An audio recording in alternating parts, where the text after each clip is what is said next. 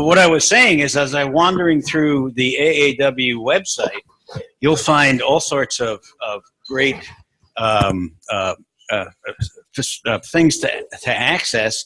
And I stumbled across this guy, Brad Vietje, in Wood Fundamentals on, I think it was 2015, where he was doing whips. I'm not sure what that meant, but anyway, he was, they were spinning tops with whips, right, Brad? Something like that? Something like that. Yeah.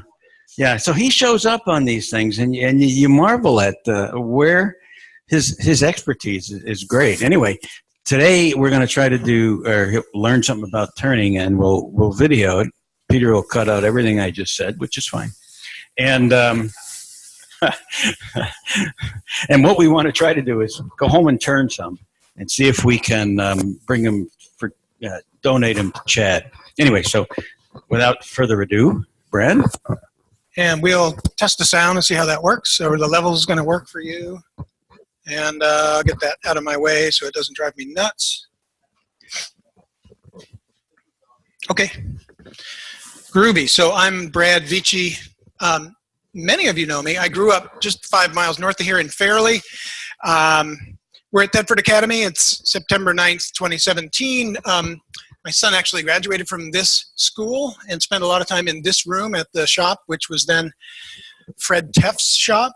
And we have a windmill, which Chris will understand and most people won't. So when Fred Teff taught in what's now called industrial arts, but was then called shop, I think, one of the things he had students do was make this little metal windmill. And so you see them all around Thetford and Stratford and Fairleigh and the back roads of Vermont. And it's a good project to teach kids to design and plan and measure and cut and weld at funny angles and get things well balanced. And he actually made 2 of them because he wasn't satisfied with the way the first one spun. So my son's got one, and then we have one. So my claim to fame. I now live in Newbury, about 25 miles north of here. And because a lot of people are from New Hampshire, I put that on the map for you. That's across the river from Woodsville, New Hampshire. And there seems to be a thing off my chin right here. See if that's out of the way. Okay, so I've done lots of ornaments over the years, and of many kinds. So let's start with a little show and tell. We'll review a couple things we looked at earlier. Ornaments can be very simple, solid wooden shapes that you turn from little scraps. It's really common for me to drill a hole in here and then mount a little wire loop. And I use either copper or brass wire that I get from a craft store. I think the stuff you can get in the hardware store is not quite as fine as I like. So every now and then when I'm going past an actual, art supply, you can sometimes get smaller ones. So I just whacked this out yesterday. It's not a particularly fine turning. It's probably a good starting point. And if you want to get them thinner and more delicate, that's a good direction to go. And then I just used up a few scraps. I was actually practicing with a little 1/4-inch skew last night and seeing how much of a curve I could make. So here's a little solid wood object. And so I don't tend to call these Christmas ornaments because there's no requirement that you be a Christian or celebrate Christmas in order to enjoy ornaments that are turned at a lathe. But that's the most common example, is something that would hang on a Christmas tree. So for the most part, my efforts are to make things that are light in weight. And if you think about an object sitting up against a fir tree or a spruce tree, light in color is helpful too, because if you make things out of walnut, they often disappear and people won't notice them. So there's a whole bunch of different kinds. There's little solid objects. You can then buy hardware kits, which I have never done, and I promise you I will never do, where you buy little gizmos that make kind of a shiny metallic top and bottom. And some of them even have you drill these and turn them on a pen mandrel. Seems like a lot of fuss to me, but you're welcome to do that. When I have done ornaments with a little extra glitz, while you're turning this, especially if you can chuck it at one end, you can often put a little V-cut or a little drill a little hole in the end, and you can glue in there anything from little brass BBs to little tiny rhinestones to little, beautiful river, rocks you find, sparkly things. So if you want to add a little sparkle, you can, and I don't think you need to mess around with the little kits that come from the various catalogs. When I make a little loop to hang these things, I'm going to disappear off camera for a second. Well, I have none of them with a loop in them. I commonly take the wire and wrap it around a pencil or a drill bit, depending on how large I want it, and then just glue it with cyanoacrylate glue into a little tiny hole. I usually just have a 16th inch drill bit, drill hole in there, and I'm done. So these are just little itty bitty baubles. And then I have all these little things that I save around the shop. So a little bit of burl. Well, I can turn that between centers and I can put a foot on it that's chuckable, and then I can make some cute little shape, not quite knowing what I'm ever going to do with that. But I could easily turn it into an ornament at any time I like. So I have hundreds of these little things.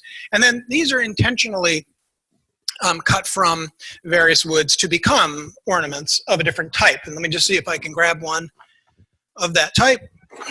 So hollow ornaments, maybe 15, 16 years ago, I started making these little hollow globe ornaments. And they're only hollow to lighten the weight, so that if you do hang them on a tree, they roughly stay where you put them and they don't go all the way down to kitty cat land. Because at the time I had 2 cats, and one of them was a 20-pound cat, and he was mischievous. And if he decided he liked to fool around with the stuff and start whacking it, when a 21-pound cat, which is kind of like a pumpkin with legs, decides to jump up into your Christmas tree, whole thing is going over. So this is a little globe of cherry burl.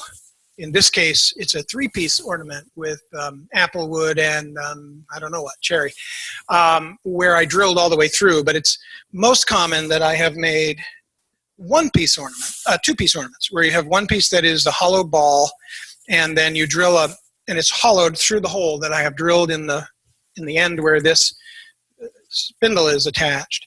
And then you can turn a bunch of spindles with matching male parts and glue them together. Back in the bad old days, I used to rough turn this and rough turn this, glue them together, and then turn them as one, so they would run true. Ooh, isn't that cool? The only people that would ever care that they ran true were, me and another woodturner having kind of a I'm cooler than you contest, and no one else. And so it's a total waste of time. I wouldn't do it that way. And it's a real major drag to try to get your glue joints to line up perfectly so that when you cut through them, they're not crooked. So that if you were to spin them like this, total waste of time. I have exactly 2 that were done by this method, which is, this one is not hollowed through a 3/8 inch hole at one end. This one is actually 2 small end grain bowls. So this is like a box, turning a lidded box, where they fit together and then they were glued together.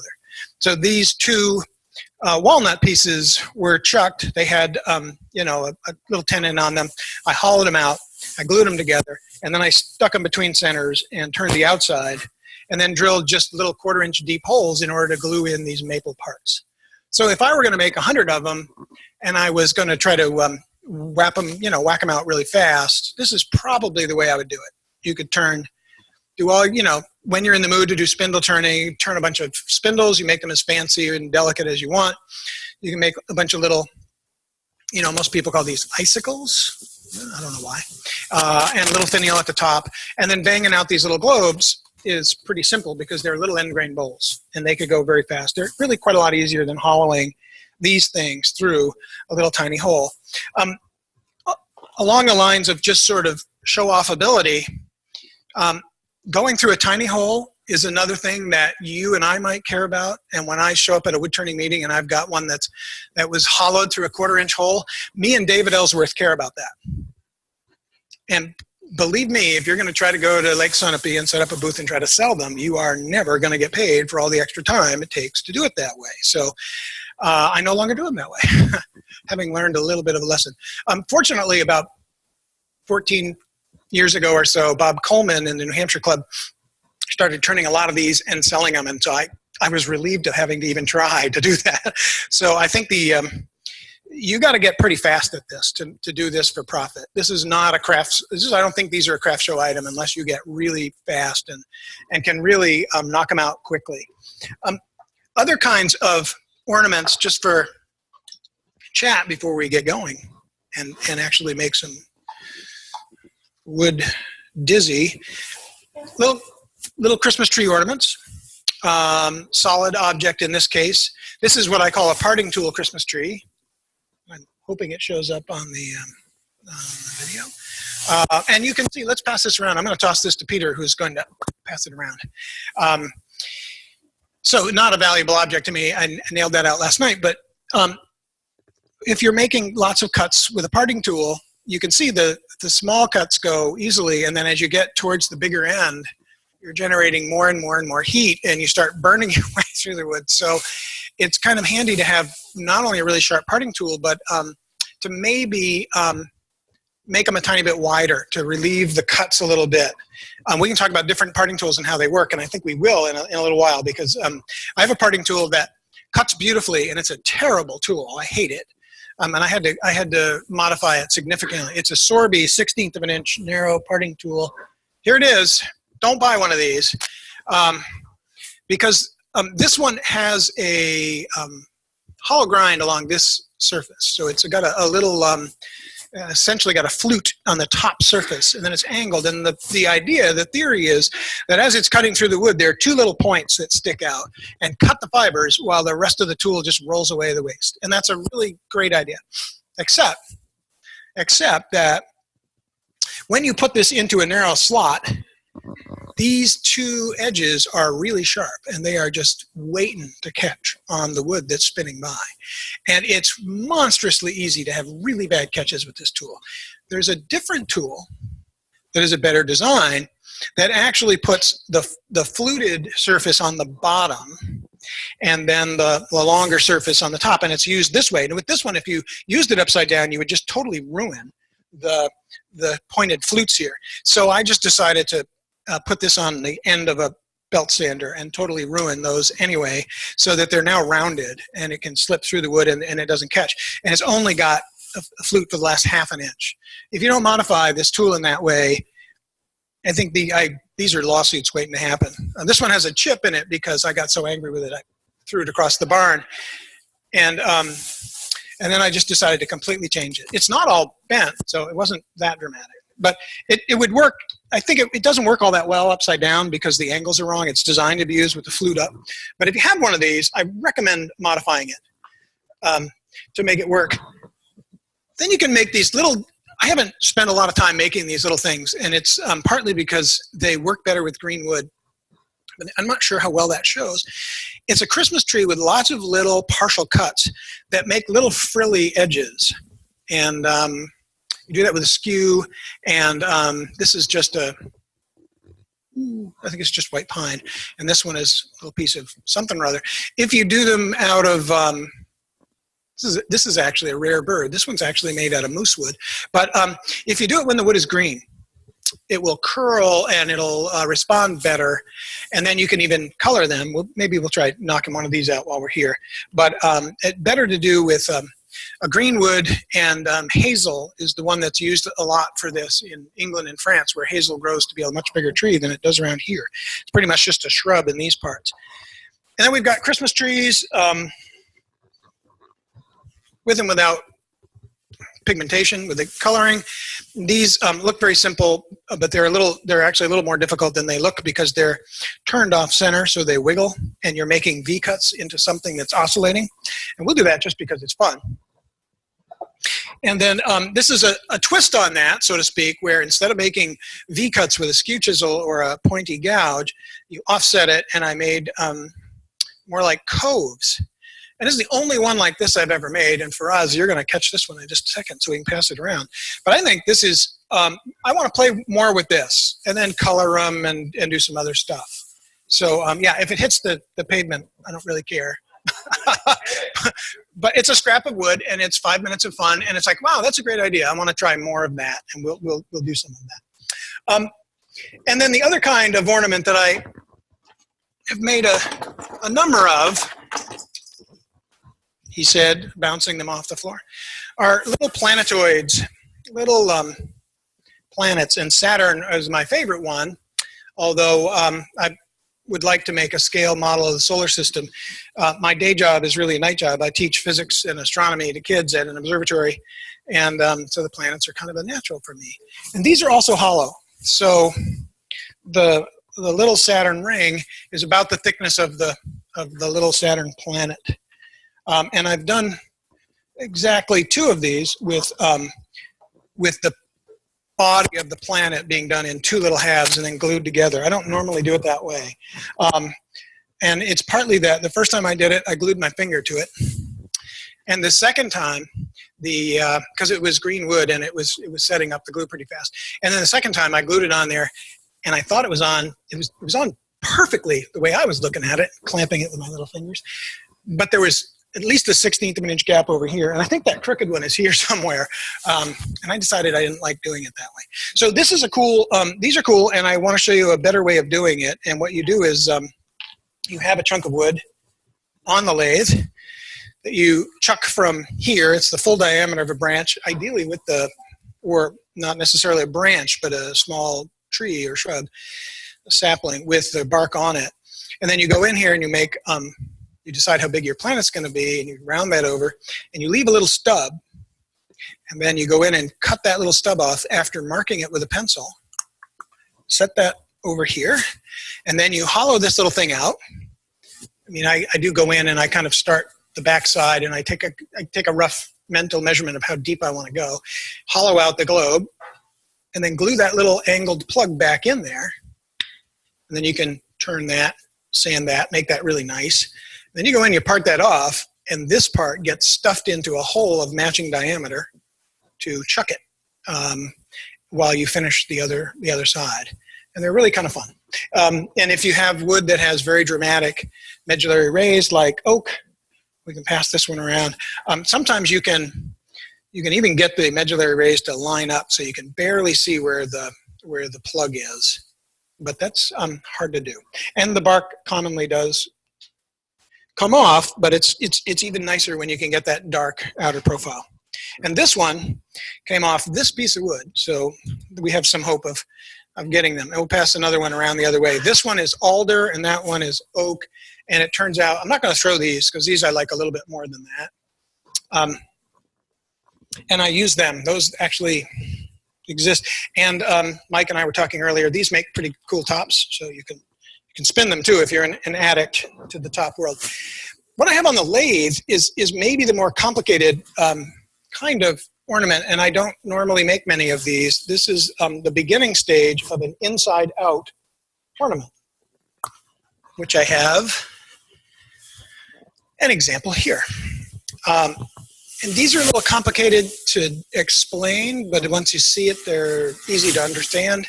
So you take 4 identical pieces of wood that have to be nice and square.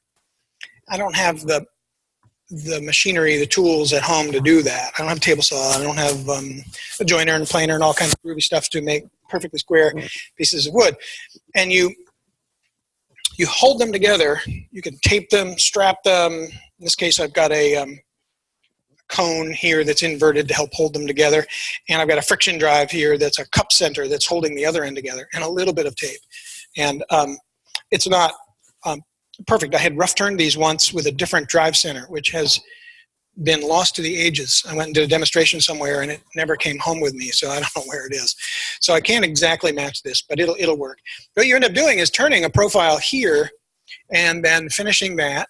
And this, which starts as the outside, each one of these pieces of wood gets turned 180 degrees, and this then becomes the inside when you're done. So you have the reverse tone on the field stock because you think it would split the two joints in a way? Oh, what I'm really doing, because it's conical on the inside, it's helping to squeeze these 4 pieces of wood together. What I did was, ideally you'd go to maybe a belt sander and knock off the corners so that they have a little bevel and help squeeze.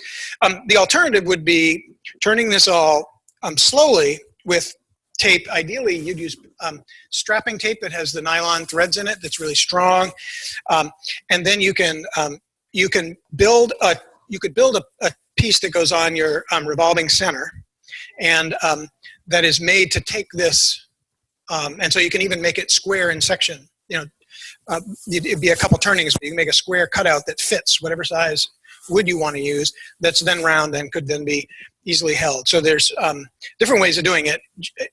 Today, this is the simplest way I could do it. I just took a wood chisel and knocked like 1/8 of an inch off each corner, so they're beveled, so that when we push here, it squeezes them and then holds it up against here. And as long as we have first aid kits handy, it should be okay for the day. So you know, the only reason I might want to start with this one is if we finish this turning and we make believe that it's sanded and polished and gorgeous and beautiful, we can then reverse it and glue it together and let it sit while we're doing everything else, and maybe revisit it as the end, or somebody could take it home and complete the second turning. So I just thought maybe we'd start with that, even though I would ideally probably start with the least complex and go to the most complex.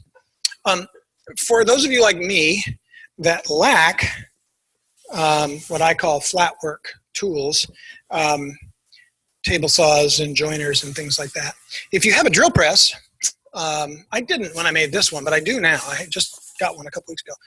You can take a square piece of wood and carefully mark it, and then drill through it for two holes that go all the way through, although you might choose to drill partway and match it. But have them meet in the center, so the central axis of those two holes crosses in the middle. And you end up with a square piece that has two orthogonal holes, and then turn that between centers and turn it round, and you end up with this pretty cool little hollow space without having to master hollowing and special techniques. For me, accurate drilling is a special technique. I haven't ever owned a drill press. I just inherited one from my father-in-law that's 50 years old, and we'll see. So with this, let's start with the complicated. This is going to spin. We're going to hollow this out, and at some point I may want to sit down with someone like Mike Foster and do a little math. I sat down and drew this out with graph paper.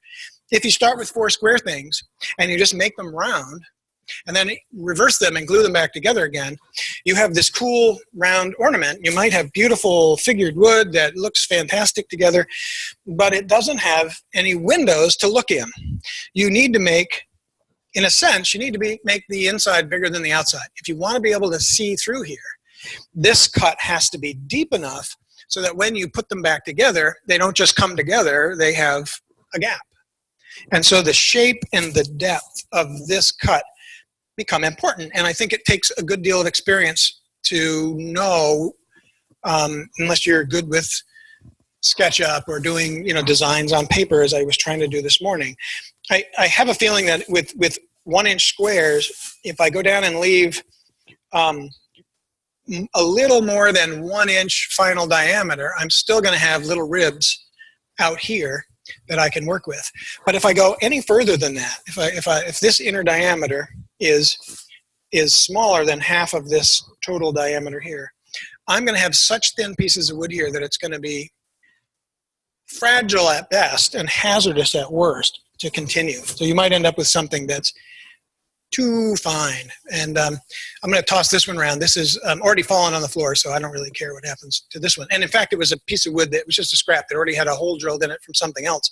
But I think this is about the ruggedness you're looking for and the thickness. I think if you start going thinner than that, you need to start getting into Del Mano Gallery and selling them for hundreds, because you're way too good at it. So a fundamental skill of wood turning is to go from square to round and make pommel cuts and all that kind of good stuff. And usually the skill that's required here is the right approach with the gouge, and of course sharp tools, and usually high speed. And high speed helps keep the interval from wood to air to wood to air a lot less. I mean, it goes by faster. So because I'm not entirely certain of the holding here at both ends, I'm not going to go stupidly fast, but we've got to go maybe 1,500, something like that. And then so that you can hear me, I'm going to put my little gogglies on. But we're going to try to make a cut here. And keeping in mind that this is going to end up being the inner surface, I'd like to get that smooth. We'll make believe we're going to sand it. And then another option that a lot of people enjoy is to turn a little tiny Christmas tree shape or a little heart or a little something. And when you have that little window that reveals an inner space, you can then have a little thing that's in there. And so if you want to do that, you often would pick an end that's going to be the bottom as it hangs, and then cut away a little a little bit here so that something like this with a little stem could be glued in there. So let's say I want to have a 1/4 inch stem. That means I want to have an 1/8 of an inch cut off here. And so a whole nother skill is to cut accurate, non-splintered cuts on little corners as they go zipping by. And the key to that, I meant to actually bring a shovel, a garden spade, because it's a good, it's like a gouge made really big. But think of a gouge on its side made really big. Pardon me. So that it would be a curve like this. It would be quite large.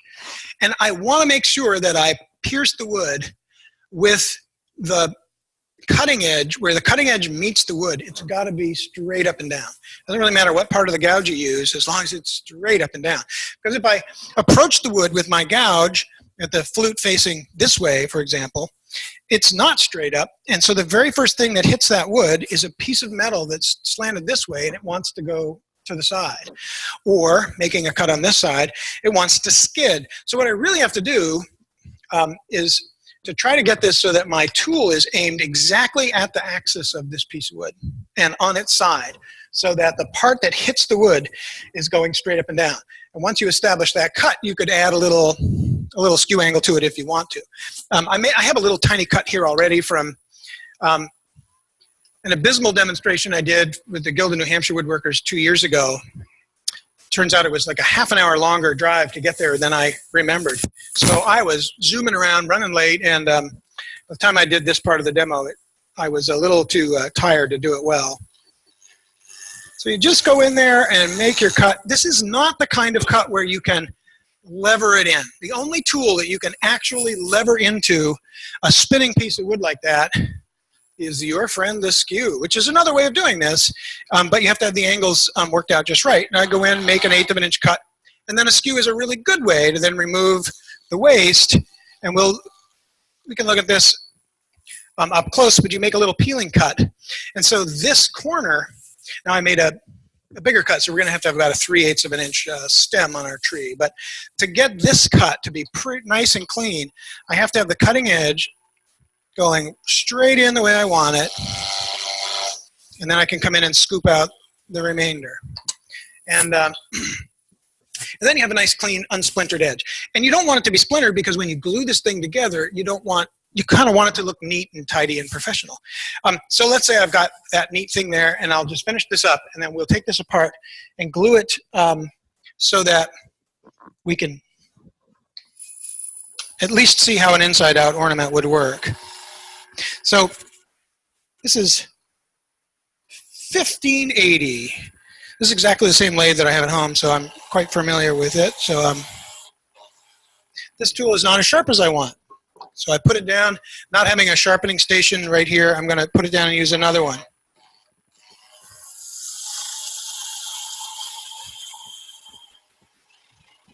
So I'm cutting a cove in a spindle piece, so all the fibers are going this way. I want to always cut from larger diameter to smaller diameter. I'm not entirely left-handed, so I would prefer, once I get that started, to switch hands and then try to get those two curves to meet in the middle, which is not always fun. And let's say that that's perfect, because like Julia Childs, we don't have all day to bake the cake here. And let's back this off. And now we have 4 pieces, which I had actually numbered ahead of time. I was driving this with a friction drive. You couldn't see that because I had it set up. And I had a shiny little piece of tape here, which was all that was preventing you folks from going to the hospital. I'm really kidding, because that would have held it perfectly well. That was for me to get it in that friction chuck, to get it in the cup chuck accurately. And I thought I could just turn this away, but no. So now these numbered pieces literally go like this.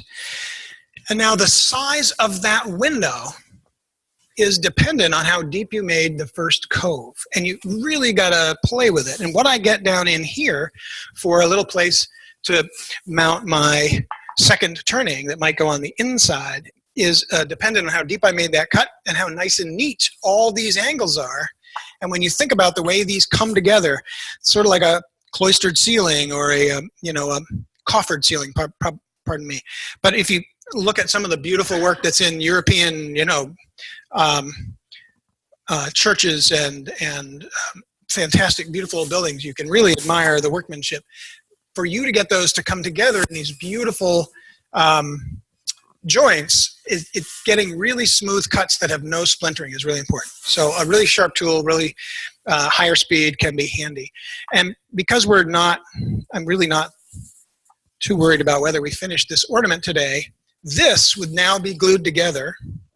If you wanted to put your little insert in there, you could put that in there, glue it together, and then it would be turned again between centers. And then you would be able to choose how thin you wanted this rib to be. And in the case that I held up, they're pretty thin. You can also see, if you can see in good detail, there's a little bump there, so that the first turning here went down and left a bump, which then becomes a little bump sticking in on the inside. So this one, we could go quite a bit further. We have a lot of wood there, and the lesson is that if we want our windows to be bigger than that, we can go further. And I didn't measure, but it looks as if we left 1.25 inches. So we really want to get down to, since we have 4 1-inch pieces, and we have a total piece that's 2 by 2, we really want to get down to about a 1-inch diameter in here to have a reasonable opening. And I think experimentation could teach us a lot about how far to go. Does anybody want to see if we want to see this come together as a finished piece, we're going to have to glue it together, and I think we may glue it together later and then mess around with it after we're done with this demo. How's that? So we don't take up the whole day. And let's go back to the beginning, which is, hey, what's the simplest kind of ornament? I'm just looking for the knockout bar here. There you are. I often turn these little things between centers. If you can chuck them, it's in some ways easier. We'll get rid of this little guy. In fact, what I'll do is just take mine home and use yours. Ruby enough. So here I have a piece of wood. A friend of mine came over and was going to buy a lathe, so we took a piece of wood and we stuck it on a little screw chuck. So this is a number 2 Morse taper with a threaded screw coming out of it. You can make one of these, but if you use a wood screw or something, it doesn't have nice parallel threads. And so this goes into here. If you drill a 1/4-inch hole, it'll thread right into there. And that's a really nice way to hold small things on the lathe. You don't have the danger of a chuck. There's nothing to grab your shirt sleeves or take your finger off. And it's a pretty accurate hold. And you don't need to have anything at the other end. And I'm just relying on. And so this friend of mine had turned this shape, and let's just refine that a little bit. Turn this into something that we like that looks somewhat ornamental. Black, there we are. So it doesn't run perfectly true, but it will in a moment. So, this is just a solid object. We're just going to make some little shape. And you can get as, this might be the same technique you use to make a finial for an urn or something else. And so if you want to mess around with making little finials, you can get crazy thin and super delicate if you wish. Not going to do it here, but this takes very gentle pressure, almost no pressure, and it really only works when you're holding this at one end, because if you're squeezing this, you're imparting force that's going to bend, and you get a lot of wiggly, and it's not going to work. But you could make these could certainly be ornaments. I think I would make them a little less delicate than this, but any shape you like. You do. Yeah, so the question is, do I need to support them with my hand? I wouldn't need to support something this thick, but I would turn it, like so, where let's go in and make this quite a bit thinner. Sorry, I'm blocking the view. Let's try to make a thin thing. And then as it gets thinner and thinner and thinner, at some point, this is also a pretty cruddy piece of wood that's splitting on me, but at some point, to steady it, you can I usually steady it from underneath with my finger, So tool rests are important, and I've never been a fan of, see, this one has a big split in it, so it came apart. I don't really like the round tool rests as much because that means your tool is really far away from the work. If I had a welder, I would make some of these up, but then I'd grind this surface at an angle so the actual support surface was closer to the wood. I have a robust tool lathe that kind of has a nice thin top that's shaped like this, which I forgot to bring. Oh, I thought, yeah. Oh, I brought that one over here. Will that one work in the, it's been machined down, so I just wasn't sure if that was okay for this lathe. Yeah, it looks like it's a little, this is a one-way rest, which all the, but see the difference here is that this is slanted over so it gets your support real close to your work. It's just a footnote in terms of if you're buying equipment and you want something that Brad would like. It's really important whether you would like it.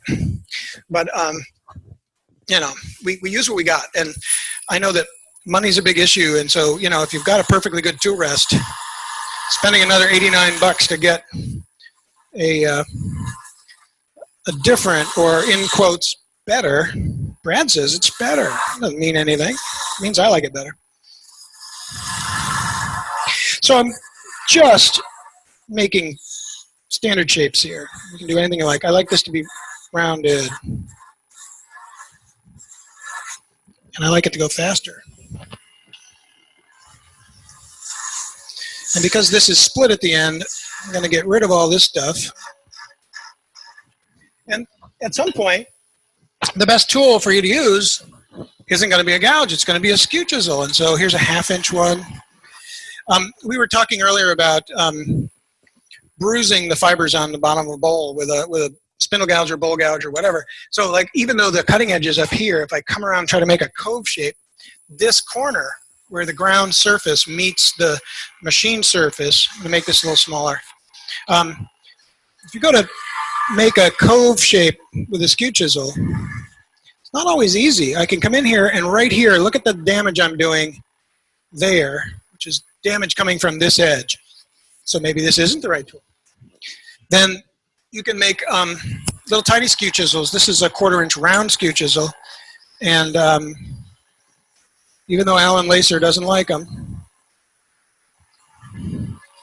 they can work for these kind of projects. I know all the reasons why Alan doesn't like them, and I agree with him. I don't like them that much. But this lathe has the Powermatic tick. Mine has it too. So great. At this point, you can get over here and support this because it gets wiggly. And every time I do this, I put the microphone up to my mouth and it gets louder. So you can make things as crazy skinny as you want. But in answer to the earlier question, if you make them really skinny, you have to find a way to hold them. And if I were Brent at one of the disadvantages of this, having all this mass down here, which is really nice if you're making bigger things, is that you really can't get your finger underneath there. You have to do it overhand like this.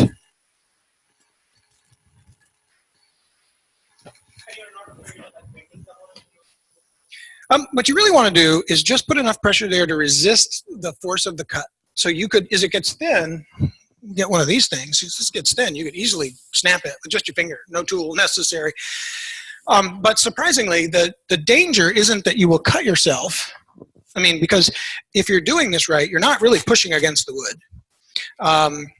And your finger might be, usually what I try to do is have the wood between the edge and my finger, you know, so that as I deflect the wood one way, my fingers are pushing it the other way. And I find it difficult with this particular rest because I can't reach underneath. And you can cut yourself on a sharp edge, just like that. So anyway, so this is nothing but fine spindle turning. And if I do this without any support, I can dye this thing red. So look, I'm making a golf tee, and that's what happens without support. And this was a pretty splintery piece of wood that had a crack going up into it, so that's not terrifically surprising. But so you can just make, using scraps of wood, make any little decorative shape that you like. And I'm just going to make something and part it off here so that we can get on to something more fun. But I can make a fairly nice pointy thing, and you know, this is where you get to play and have fun and make it as delicate as you want. And if you want it to look like a little hot air balloon, that's a great little shape, and you can paint them up, and your nieces and nephews will think you're wonderful. And any old shape you like. And let's just say we wanted to, I have to remember there's a little threaded rod in there.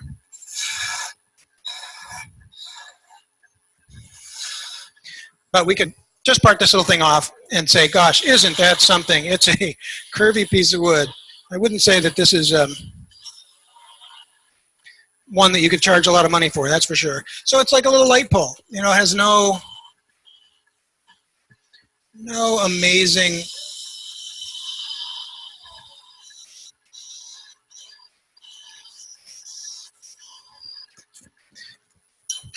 and you could drill a little hole, put a, you know, if you wanted to hang that, I wouldn't. This is kind of ugly, so I'm not going to bother. Let's take this piece of wood off.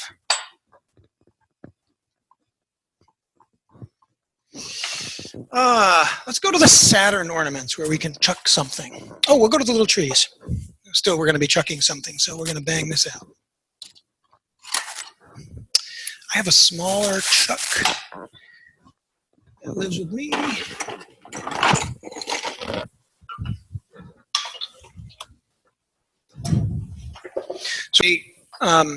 So I have an adapter that goes from 1.25 inches to 1 inch.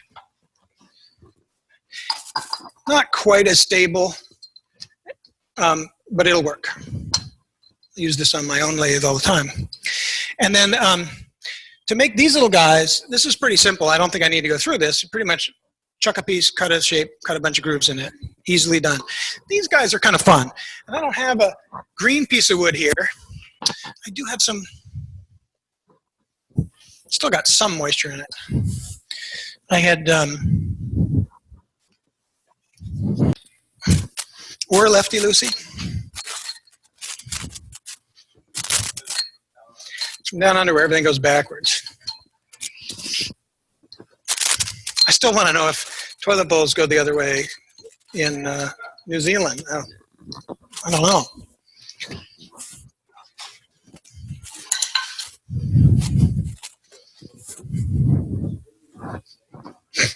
And it's about time we stopped breaking the rules here. I usually use just my glasses for doing little things, but better to have something with a little more impact control. And these have reading glasses built into them, which is handy. They do go the other way. One of these days I got to get to New Zealand, clearly, just to see that. Along with a million other things. So let's make a little tree shape. That's cool.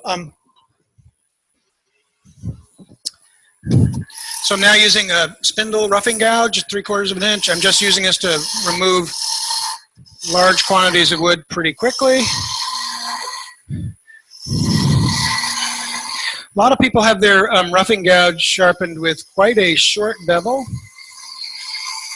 I used to, because I got into this from my dad, and that's how he did it.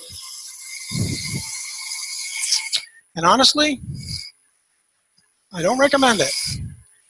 This one is maybe 35 degrees. I mean, a long, you might want one that's a shorter bevel for really, really tough wood. I mean, if you're roughing out pens from Manzanita burl all the time, you know, a shorter one, turning a lot of Osage orange. But generally, the softer the wood, the longer the bevel. But I find that 45 degrees or more is good for 45 degrees or less.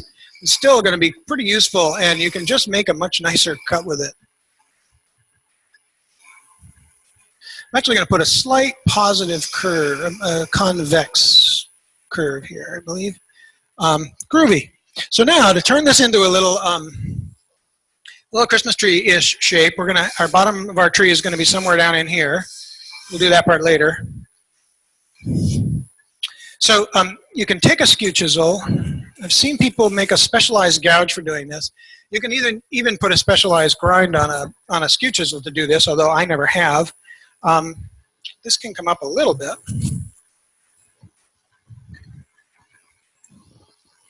But you can come in here with the long point, and you're just going to cut towards the tailstock and lift up a curl, and then go a little further and lift up a curl. And I guess there's some people, they round this surface over, so it damages these, it curls the fibers without damaging them as much. So I'm just going to go through here pretty quickly. This is where, if it was green wood, I'm asking these little fibers to come up and curl but not fly off. And sometimes they do. So, you know, I'm not sure how well this will work. And I haven't modified this tool specifically for this job. But it's a fun little, I'm going to experiment here with not curling them as much. You'll notice that these are going to be a little different than those. And if you want to make these look even more like a real tree, you might find that the cuts would be bigger at the bottom and smaller at the top. So you get this fuzzy thing. And, not too surprisingly, you can then color your fuzzy thing as it goes whipping by with different markers, and green is often used. It's a fun little project for kids, and you make these. These are really old markers that are starting to wear out, and so how about, I've been playing around with markers. Lots of well-known people swear by Prismacolor markers. These are fabric markers, and some of them are permanent, like if you're going to mark your kids' little, you know, swimming trunks to go off to camp, and others, or as I found out recently, to mark your mother-in-law's clothes at a nursing home. Big kids, and so some of them are actually there for. They're not called permanent markers. They're like, this is called fabric marker, and you know, fabrics, cotton, for example, is a woody fiber. So you know, I'm assuming that cellulose is going to be colored with either one. But you can make these cute little sort of tree shapes, and how good they look really depends on how. I think green wood would make frills without coming off. Like right there's a bunch that came off, and then it's really easy to turn that into a tree. Not a tree that you'd. Was that me?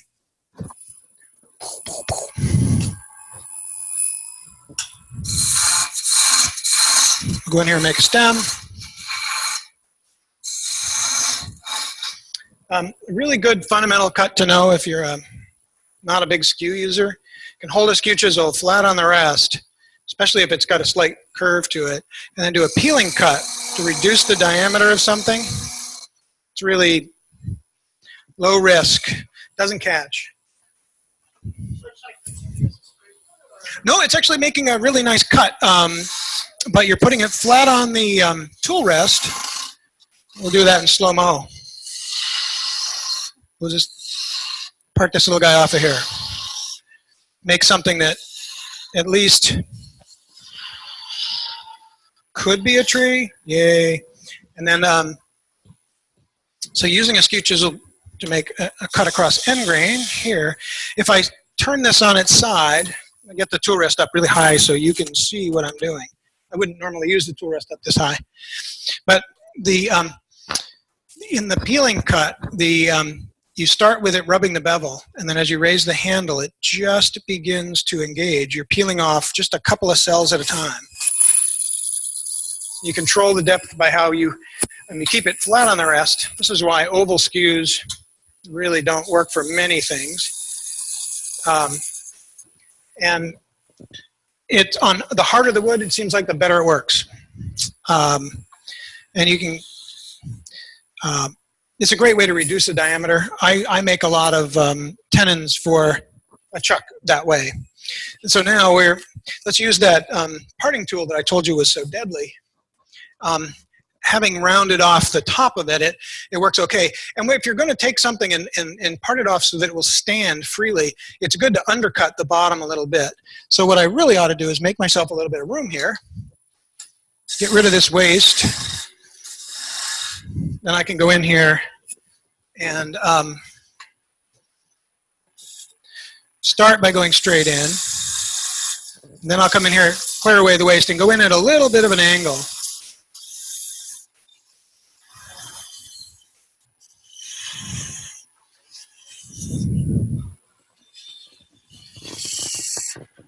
So that even if I leave a little nub, I don't have to waste my time getting rid of it. It'll sit flat.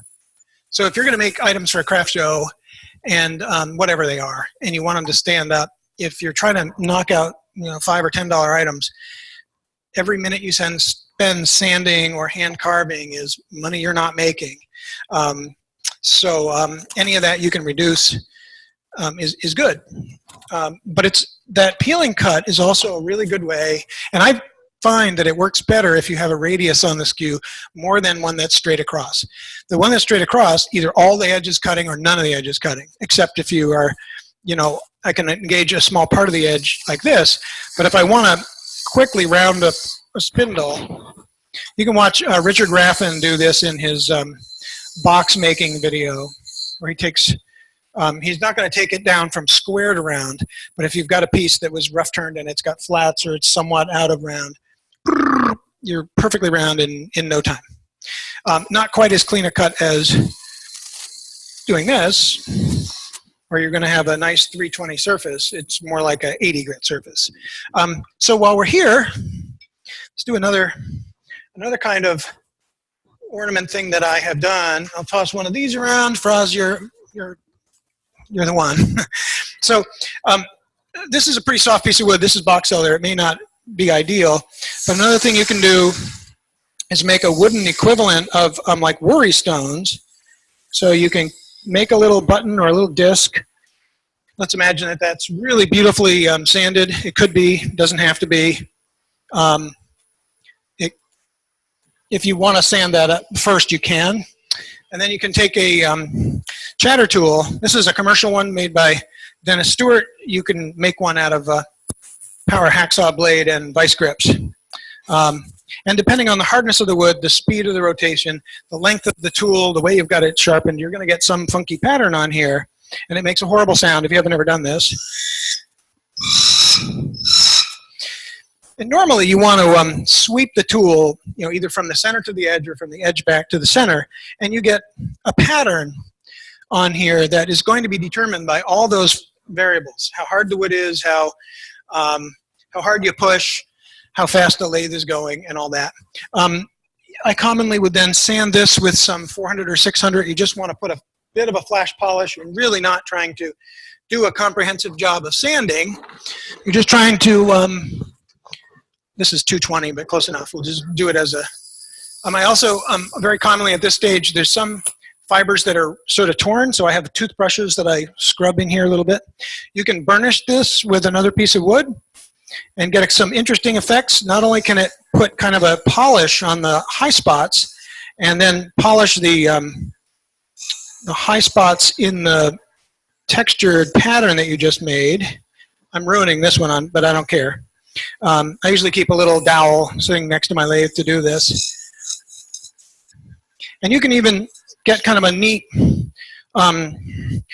charred color here. I don't know if the camera picks it up at all, but you can begin to see the pattern a lot better. I'm actually going to darken it in the middle a little bit. So this is both burnishing and polishing at the same time that it's adding a little bit of color. You can intentionally add color if you want to make these far more decorative. And let's stick with one set of markers here for a second. So these are, I don't know the name of them. They're fabric markers that came from like Joanne Fabrics. And I don't know their brand name, in case it becomes important. Marvy. They're marvelous. They're Marvy. I use words like groovy and Marvy all the time. When you have a piece of wood with your chatter tool, you want to be aimed down, and with a marker, you want to be aimed down. But you could you can add a little bit of color, which makes these a lot more accessible to kids. And I have some really bright pinks for, and then as much or as little as you wish. I'm just going to mess around a bit here for fun. And sometimes if you just lightly brush it, it helps you see the textured pattern. In the center, I went really fast and I got a spiral. Okay, let's just say that's perfect. It's just exactly the way I want it. And now we could part this off.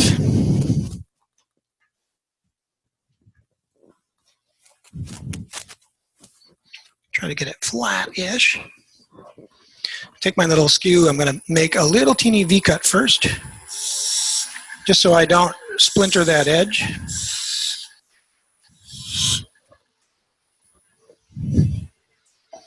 Take the deadly parting tool.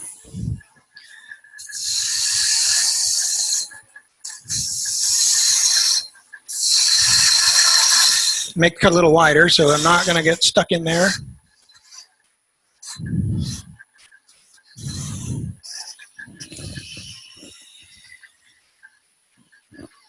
So I wasn't really thinking ahead. What I meant to do was make that flat so that I could then attach it with double sticky tape. But I think you can get the idea that if I had made this a flat shape, and once again, I haven't done this since about a year ago, but if you, before you do this texturing, bring in your tail center and make a little hole here. You can also center it up in a really nifty way. So you can, but we'll pass this around. These things, you could easily drill a hole through here, and I would suggest texturing both sides. Drill a hole through here, and here you have all kinds of ornaments that would, or I commonly do this with tops. So that's a top texturing thing. So all we've done is really basic stuff so far, although you may not have used double sticky tape to do any of these things, but you could actually, I'll just show you what that looks like. If you have a nice clean surface and it's flat,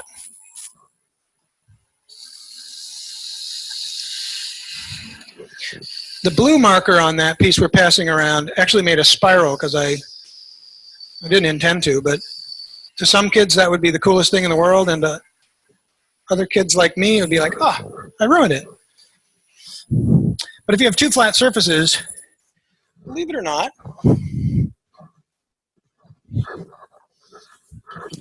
double-sided tape is another good way to chuck small items, and there's a couple different kinds. This is, we'll have to push it on. So we'll stick this on here, peel this off because it comes with a protective coating on it, and then just take a piece of the wood, the random junky piece of wood that was left over before. Try to get it roughly centered. As pressure sensitive stuff, that means let's use our built-in pressure machine here. We'll probably split this piece of wood by doing this, but it doesn't matter that much. It's just a concept here. So there's clear stuff that you can get, which sticks pretty quickly. You wanna give it a lot of pressure, and sometimes I have a wooden mallet where I bang it on there, and so while we have it held between centers, I can't really do that very well. We can also not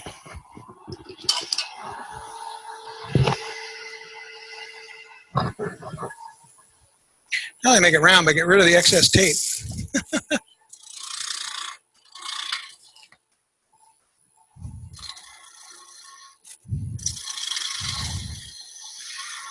Perfect. So they're not exactly centered, and while I still have the support of the tailstock, it's going to make it less imbalanced. This is that same yucky piece of cherry we were using a moment ago, but go away.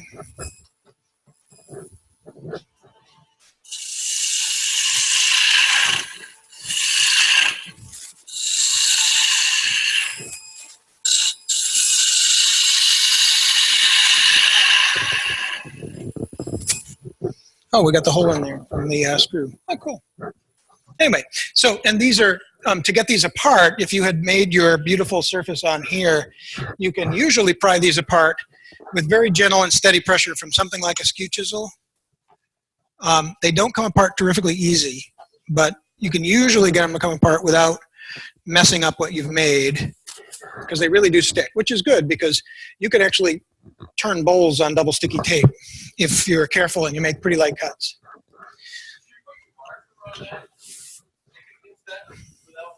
Oh, yeah. Oh, I peeled the...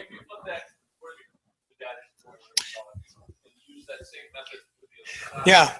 Then the tape would be on the side that the marker was already on. Yeah. And so it does tend to, bleed right into the wood. Yeah. And so it probably won't. We'll do that experiment in a little while when we're not as much pressed for time. I want to get to the more jazzy ones, the hollow ornaments, because that's most of these are things that you already know how to do. So this is a piece of speckled alder. I happen to have quite a lot of it on my land. None more than maybe 6 inches in diameter. So it grows as a little thicket in a swamp. And if you had a perfect round branch of it, this is one that I would turn right on the center. What we're purposely doing is trying to get Saturn here centered up. Now this one I had started and I had already cut away the plug and it's been lost to the ages. So we're going to start again. So we're going to move inbound a little bit and get rid of that planet. Let's make sure this is not a nice round thing. And I go a little lower. So we'll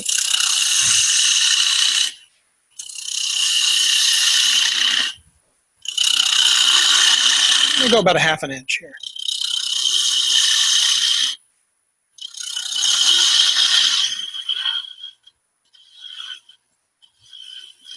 I might have to go further than that, because I need to make a wooden plug. Okay, there. Now I'll go a little further than this.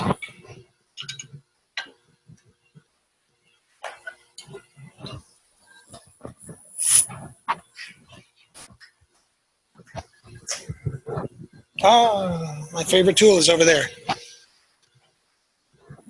I left my favorite gouge over there on the belt sander. Oh well.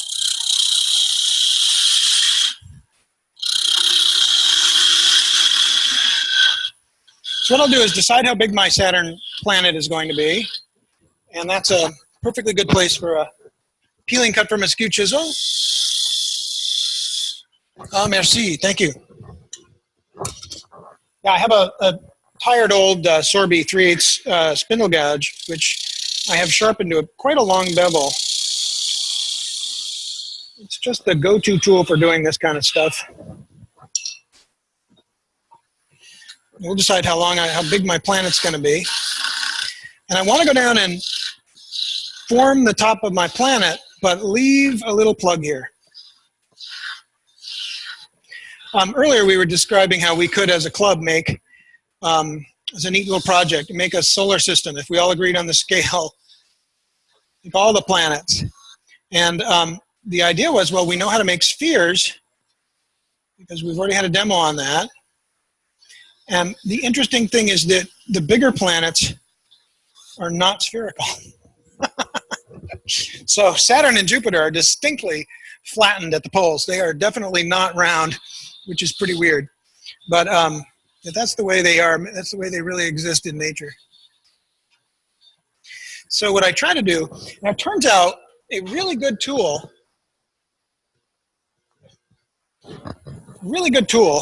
for working in here is this little skew chisel that we call a parting tool. I don't know if you ever thought about this, but if you take a skew chisel like this, and a really big one that was, say, ½ inch thick, and then sliced it, it would be a parting tool. Because the parting tool really is kind of like a little skew chisel. And if you use it on its side, it actually works pretty well for making almost like a little bidan. You can make It works pretty doggone well for getting in there. Then I take it and I try to make a 45-degree angle on this little plug. So leading up to here is I'm going to cut a hole in here and pull the plug out. And I need to be able to glue the plug back in. I got to mark it just before we cut it. Yeah. So what we now do is stop and say, gee, is there any feature here that we really need to line up? And either a pencil or, and sometimes there's like where I had it cut before, there was a really obvious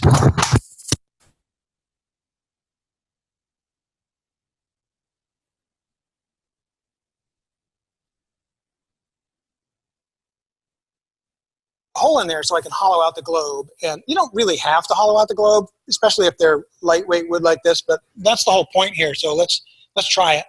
And then to make this parting cut, I usually do this with a little skew chisel. So let's make a mark. Let's assume for the moment, and not having a little pencil on my hand, I'm just going to use something really obvious, like I'm just going to mark here and here, so that those two, sometimes there really is something obvious. And if I like to use red oak or black oak, pin oak has been my favorite when I can get it for this. And it has pretty prominent medullary rays, and it's sometimes you can get the plug to go back in so that you really can hardly tell there's a plug there at all, which is, you know, if I were being a perfectionist. I think I actually will use this long pointy gouge to go in here and cut. What I'll do is, pin oak is, so oak is like wine. There are reds and there's whites. The whites have rounded points on their leaves, and the reds are pointy leaves. And so the reds would include northern red oak, the most common one around here, black oak. Pin oak has not much leaf. It's a lot of, it's a red oak that is commonly used as a landscaping tree along city streets and right along Route 5 in Newberry. There's a whole bunch of them. We used to have one growing on my land in Fairleigh. But it's the leaves, unlike a northern red oak where you have quite a lot of leaf with points, this one, the leaves have very big cutouts. They're skinny little fingers of oak leaf with points on them. So there may be one out here. We'll have a look when we take a break. I think these are all northern red oak, but so a pin oak is just a nice little, it's a smaller sized tree, so it's often used for landscaping. But so we've marked this thing. Now no longer convinced that that's straight. But I'll go in here with my gouge with the flute facing this plug and see if I can get in there and part this thing off in some way. And in my shop, that's what happens. And because there's a whole bunch of shavings there, finding it doesn't always happen. So we have this little piece that in theory, we could glue back in there in the right orientation. We save that right there. And now we can continue and complete this and get to the hollowing part. I just sort of went in and made right now I have just a V cut. Whatever remains of that V, yeah. And now's my opportunity to get in here and fuss with this, sand it if I want to and all that. But so now I can, I can either use a drill chuck and go in there. I think I picked a drill bit for a different project, but it might be appropriate for this. It might be a little large. So you may not do this with your lathe, but it's really cool. You can get a drill chuck that's on Morse taper. This is actually stuff that comes off a Shopsmith, which has a 5/8 clean bore size. And then you can go in here and say, well, gee, how big is Saturn going to be? It's going to be about big, and so I don't want to go too far. And so either put a piece of tape or mark this. I don't usually use a great big drill bit like this. We'll see if this will work. But drilling at the lathe, it's just one of the other things your lathe is good at doing, is becoming a horizontal boring machine. I'm not going to go very far right now because this one is actually one of those brad point bits that has quite a significant point sticking out of it. So I don't want to go through the other side of my planet. But so you could drill them. I often don't. gotta watch that wire, Bradley. Maybe I should just tuck that wire again. So I have a little hole there. And now the hollowing process. Tools, or you could make hollowing tools. And at this scale, you hardly need anything. This one is a little, it's almost like a little, the way you could make one of these is a little Allen wrench, glue it into a handle. I didn't even have a ferrule on here. And then grind it into a little round scraper and shorten it. I have one of those that is not shortened, which, so here's a, shortened a little bit. This one I made out of an Allen wrench. And I only use this for one function. When I make a larger hollow vessel, I reach in and do the inside of the mouth with this because it's shaped badly for doing other things. But I have made some of these. This one's a nail. I ground off on the head. I ground off one side and then sharpened the other side to a little point. It's not that useful. But this one here, that's about what I would use for this. And you can buy sets of hollowing tools with carbide tips that are welded on there, or, you know, this one is one of those.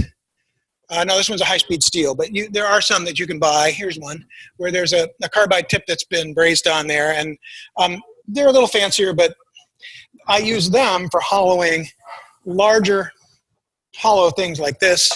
Might get into this with that, where this little curve goes around the corner and hollows the inside here. We'll demonstrate that in a minute. But for this little thing, this works fine.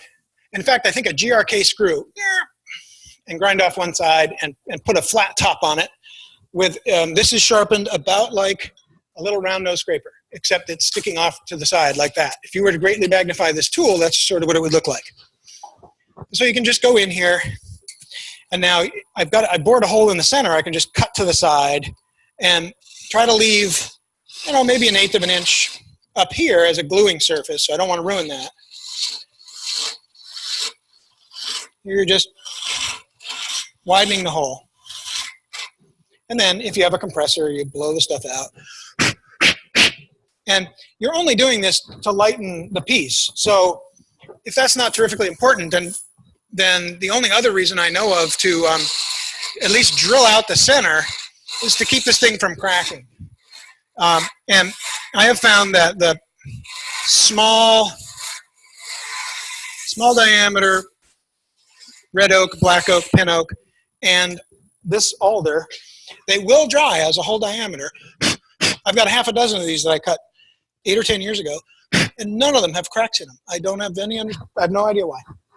These things are just 1/4 inch drill bits that met their fate and were repurposed into something else.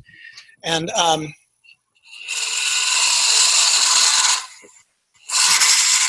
so if the original piece that you cut out has roughly a 45-degree cone on it, then you can go in here, get most of that stuff out, or we'll get some of it out. Let's imagine that it's all out. So if I want to glue this back in here and match up the color, there's my line, there's my line. I want to try to get this sort of angle on here, so I can now go in and very carefully add a little angle to that. And I would do that, not with these hollowing tools, which are going to go back to bed, but with a small spindle gouge on its side. I can just go in here, and this angle doesn't exactly match. I'd like to have some glue surface there. What that's really doing is making your cap, your little lid, larger and larger, and ideally, you know, you're trying to press yourself to make this as small and inconspicuous as you can. But let's say that that's it, and it's perfect. I go over here to Glue Land. We bring over the glue kit. Yay, which shall never go on the bed of the lathe.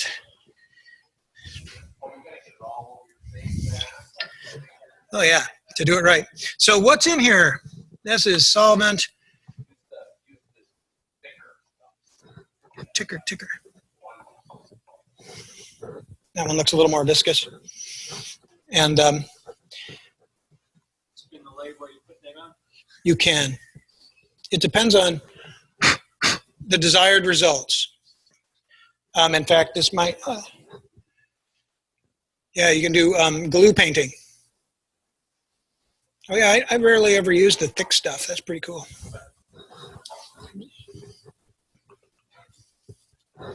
Get some of it on here. Yeah, this stuff is pretty good at ruining face masks. It makes them brittle and shatter.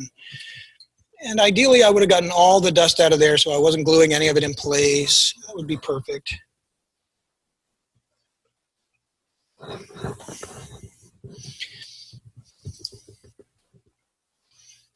And, you know, I may not have that angled just so, but for a moment. So now, we'll do something entirely funky. I swear I do things no one else does with a lathe, but that's okay. This is a new technique I just invented about 12 seconds ago. Da-da-da.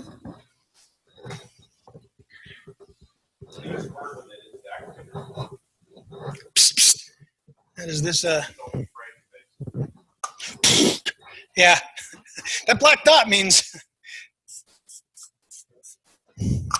yeah, I've heard that this stuff is just as bad for your lungs as the rest of it. Yeah, well, I used lots of acetone when I was in college, so you can see what it does. You do want to avoid it, I can tell you that. You can see the results. Gosh, in organic chemistry, we used to have to wash all the glassware with acetone because they were no longer allowed to use benzene, which is really nasty. Yeah, let's see if it's going to be in there. Either it is or it isn't. But then we can go ahead and, well, since I do have my favorite tool, with or without the help of the tailstock. So if this was a perfect glue joint, it would stay there. The lines would all line up beautifully. Another world heard from. That seems to be staying here. But, you know, I don't know what kind of surface area I have, so I'm going to go pretty gently.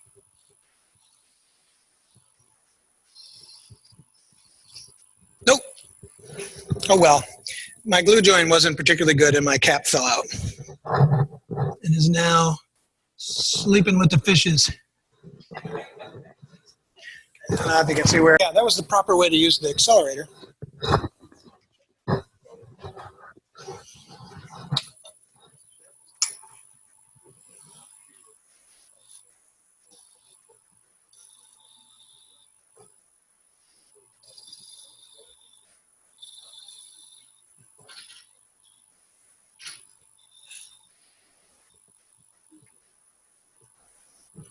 Beauty. Let's just say we love it, whether we do or not. It's in there. And then, in theory, a piece of sandpaper would erase any pencil lines and get you out of trouble. Sanding at a live demo is about like, you know, listening to grass grow, so we won't be doing much of that. But let's say that it's perfect. Ooh, my. It isn't, and you can see a lot of glue, and let's just make believe that it's great. So now, how the heck do we turn this into? We've got half a Saturn, and we know that there's a hole in there somewhere. What good does that do? So what I do is go in here with a parting tool now and make some room.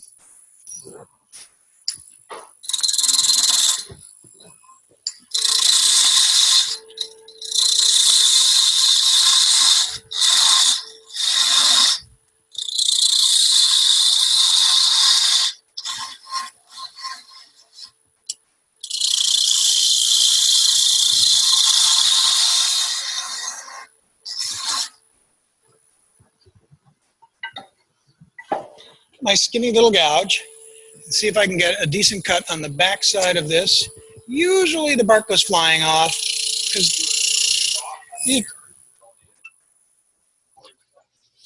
towards the center. But normally, you know, the other thing you can do is take the water-thin CA glue and glue that bark on to increase its chances of staying on. We're just not going to do that.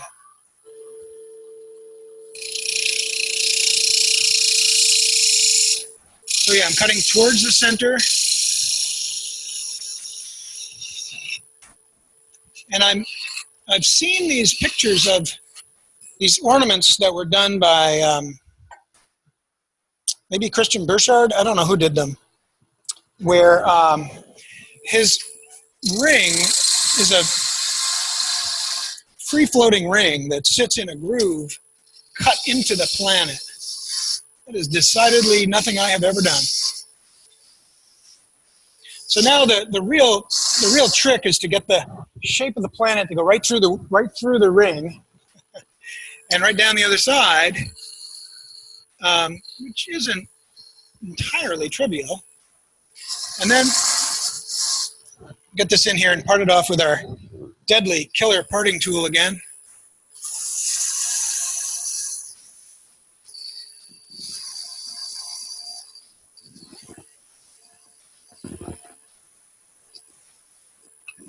Okay, so this side has already been sanded and polished, and the shape is perfect. So now what we need to do is make a nice surface with a hole in it to chuck that. So we clean up this surface here. So if you haven't done one of these sort of friction chucks, this clean cut here, the shape of this is pretty important. That's pretty close. So now, sorry about that. I'm not ready for CBS News, I can tell you that. Or the opera. So this is now end grain hollowing. You've got a piece of end grain staring you in the face, and there's a number of ways of doing that. I tend to do that most easily, poking a hole in at center and drawing it outward. So you can drill yourself a hole, cut outward. Depth of that hole can be anything. It has to be greater than the height of this. But it's really the inside diameter that has to match this so that you can push it on there and have it stay by friction. That's the goal. So if you're doing a bowl, a side grain bowl, you cut from the foot to the rim on the outside and from the rim to the foot on the inside. An end grain bowl is exactly backwards. If you do an end grain vase, like that hollow form with the box elder staining, that would cut from the center outward best. So we're getting close, but we're not quite there. And to do this with a spindle gouge, you can be significantly, I actually like to be below center, which is, I would normally tell somebody if you're using a scraping tool, you don't ever want to be below center on the inside of a concave object. But for some reason, having a spindle gouge just about riding on that lower surface seems to work very well. Not there yet. Now I could be technical about this, and most people would be technical about this, right? So why keep guessing? So I could come in here and measure the width of my planet. Like so. Now I really don't want to be pointed uphill doing that, but I'm going to be about like that.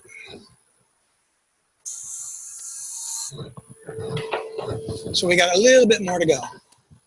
Now if I'm using a round nose scraper, I want to keep my, my tool rest at or above center. I want my tool to always be above center, at or above center, and I can hollow it this way.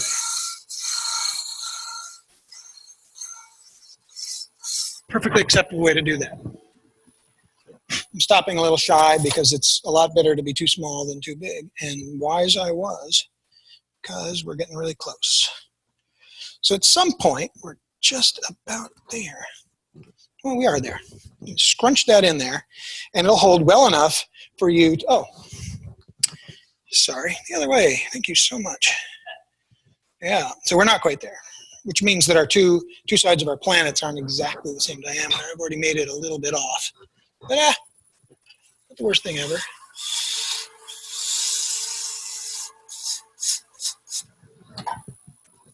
Let's take a little practice. There we are. If you had to, you could put a couple dots of double sticky tape on here, but yeah, you don't have to. Actually, we're not quite small enough. The hole is just a little bit too small, so it's not quite going to sit flat. It doesn't take much of an adjustment.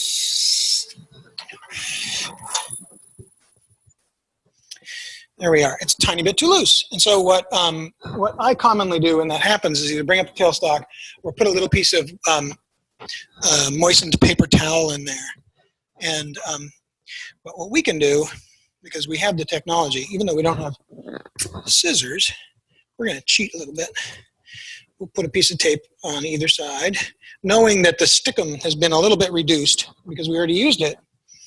But there you go. That'll hold it for now. And then really, I've already done 95% of the turning here. All I need to do is smooth that bottom off and sand it. And if I'm a clever lad, I can actually hold this in here with the gouge is pushing this way, so it really should be able, you should be able to hold it in there pretty well with a little practice. So here's a little Saturn. It's not a perfect one, but it's a little Saturn. And my planet is not, send this one to you. Whoa, it really flies though. It's like a Frisbee. I didn't realize less than half a circle here and a little less than half a circle here, with the idea that the center of them would be right inside the ring, and that. So these are good proportions here. If anybody wants to see that one. All right, so let's finish up with these hollow ornaments. Anybody have questions about how to do that? I do have some sticks of this.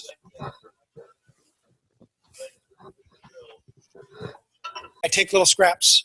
Maybe I made a hollow form that was this big and a little bit that was left over, and I think, well, that could be something on an ornament. So I roughly shape it, and these I do drill out. So I pick a drill bit size, and I happen to have I just happened to see a bit as I was leaving that it was relatively sharp, so I'll use this size.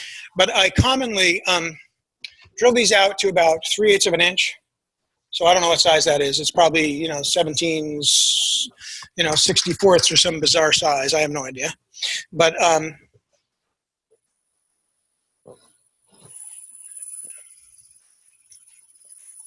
in truth, I usually just do this. Now you have the option of doing straight through the thing or carefully measuring and drilling to depth. When I make an ornament that has, let's imagine that that's all one piece, then I'm chucking it here and I've got a big block of wood here. I don't drill all the way through. I stop my drill, so that this will be 1/16 of an inch thick or 1/10 of an inch or something. So I would stop the drill bit here. In this case, this actually is 3 pieces of wood. This one happens to be dark enough that it almost looks the same here.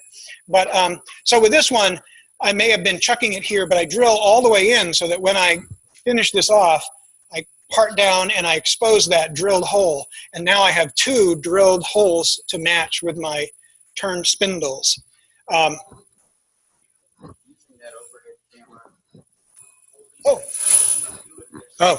Where's the view? Is it get a good profile?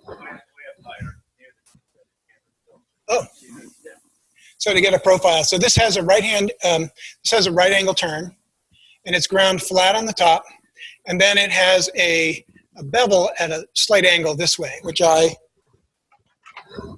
maintain every then and again.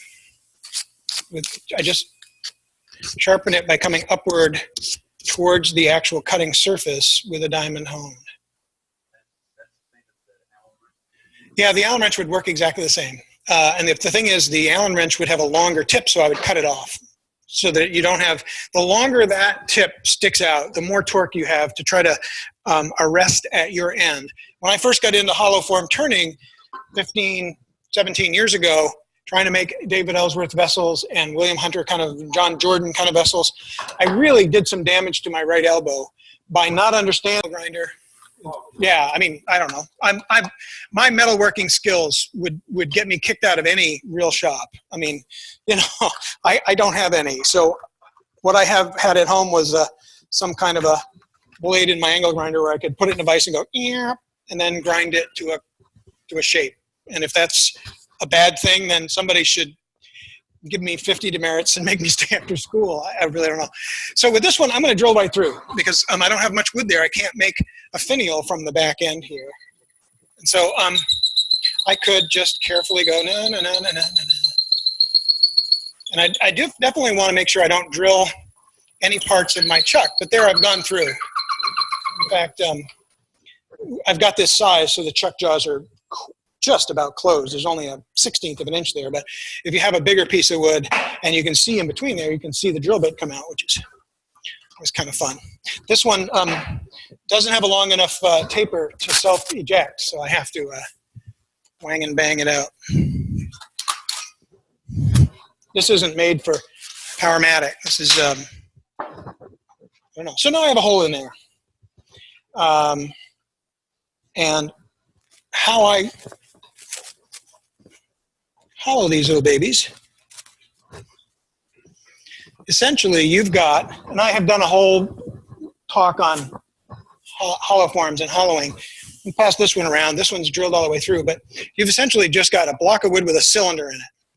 So here's the cylinder. This is the negative space. This is a hole. This is the airspace. So I can reach into that hole and I can now widen it by cutting toward me because this wood is spinning and I'm going to cut it as it's moving down.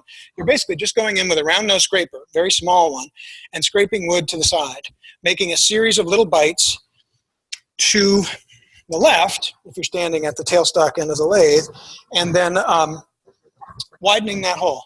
And unless you've got a reason that, you know, if you're hollowing something that's got all kinds of voids where people will see what you're doing, then the pressure's on. So one of those hollow ornaments I have over there is a cherry burl. It's got all kinds of holes in it where there were voids and bark inclusions and bugs had eaten in there. So when you hollow that, if it's really uneven and if it's really rough, people can look in the holes and they can tell.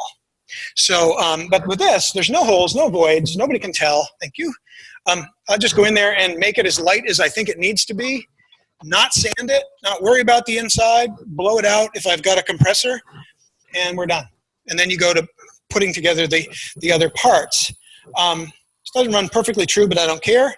So what I want to do is, I know I'm going to glue something in here. I want to leave some meat right here.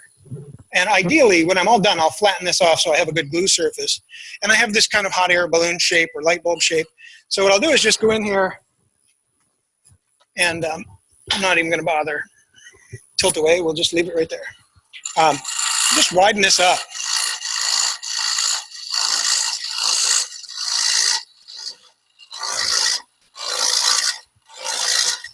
And there's only so much you can do with a little tiny tool like that. After a while, you need a bigger tool with less flexure.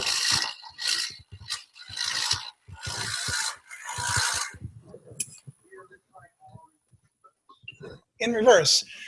I have, but then I've got to, you know, use the grub screws to keep everything from coming off, and it's all not usually. I often don't. I have done it. And without having a compressor sitting here, you got to have some way to get the wood chips out. I often use little bent wires on bigger forms with a bigger hole. I use a toothbrush.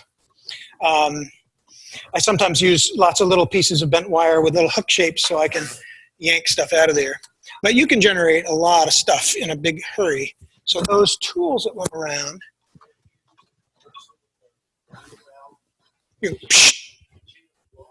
you could, but I wouldn't normally have room for it. But the interesting thing is, if you are doing a hollow vessel that does have voids, that's actually an advantage because it ejects things and so it means it's going to be flying at some point. But you can also see through those holes. So you get the lighting set up that you can actually see the tip cutting. It's kind of fun. You can even take, if you rough turn a little thing like this, you can get your drill bit, especially if you have some arrangement where you can use the indexing on your lathe and drill a bunch of holes in this for artistic effect. I might have, 4 holes that are 3/8 and then go down to a 1/4 inch and then go down to 5/16 and whatever, and make some little cool pattern, even, spiral them. Then as I'm cutting this, all this stuff comes out. I don't have to keep wasting time pulling all the shavings out, and you can get some really cool effects. And while you're zooming along in there, you can look in the hole and you can see what you're doing. So there's a lot of good reasons why that's kind of a fun way to go. This one is a store-bought one, but most of the ones I have are homegrown. And with a straight tool, I can do most of a shape like this. If you think about it, I can reach in there and get most of that. But the corners, I would have to have a little curved tool to get around there.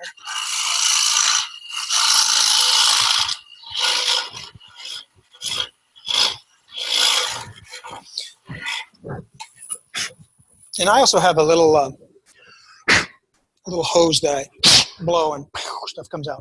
So this process is I got a little crack going here.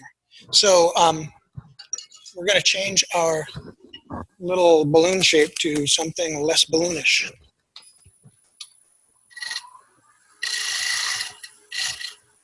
Well, there we are. Developed a little crack. So this is a bit of a challenge. Yeah. So you can see we have a lot of meat in there. And normally I trim things off when I'm all done hollowing, because hollowing is where you're either going to bust it or crack it or whatever. And if you've got a big enough hole,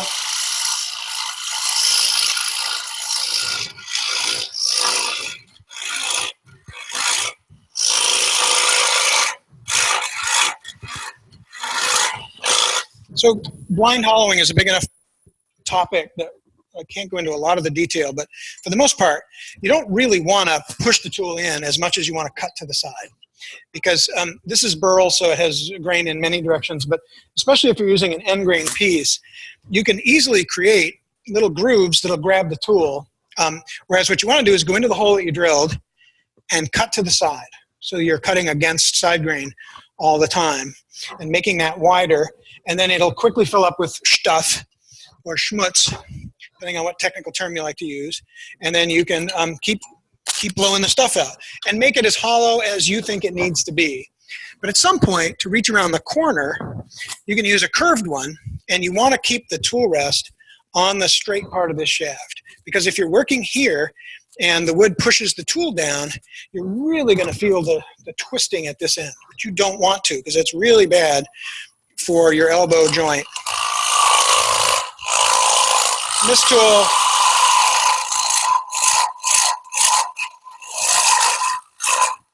keeping in mind that all I'm doing is lightening the thing. I'm not at all concerned about how ragged it is, other than the fact that that might make it more difficult to cut. You want it to be smooth for your own comfort, you know, so you're not beating yourself up. We'll make it a little more hollow, and then we'll get out of there. This one has a tighter curve, allows you to get in there and go around the corner a little bit. It's also a little bit more likely to get stuck.